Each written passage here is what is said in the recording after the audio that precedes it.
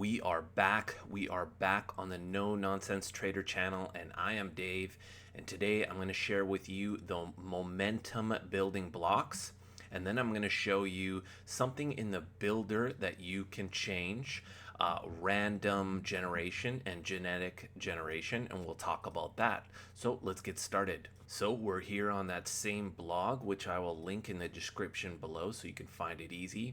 We're going to scroll down and we're going to find those building blocks, things that you can download. We've got the trend following, mean reversion, breakout, and now momentum. So momentum is all finished. I would have to say that momentum is going to be similar to trend following systems, but here you go. Here's those building blocks, and they work great. Now let's go into strategy quant. For those who are new to strategy quant, this is what the top of the software looks like. And just a heads up, you can actually get a 14-day free trial and some coupons. Let me just show you where that is really quickly.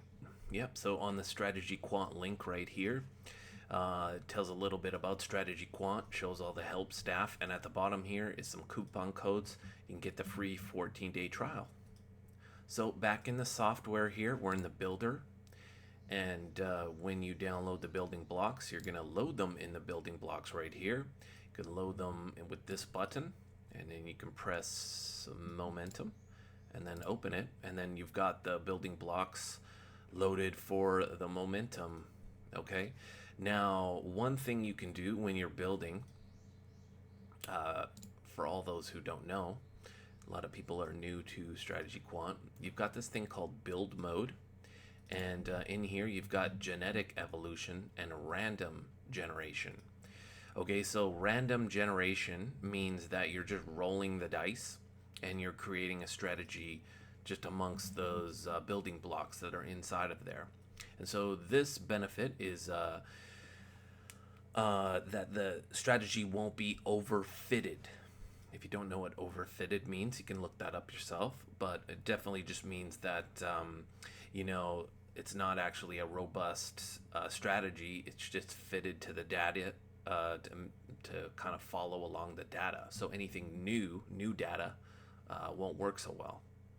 Genetic evolution. Okay, this one takes longer, but what it does is it goes through the best building blocks and builds off those.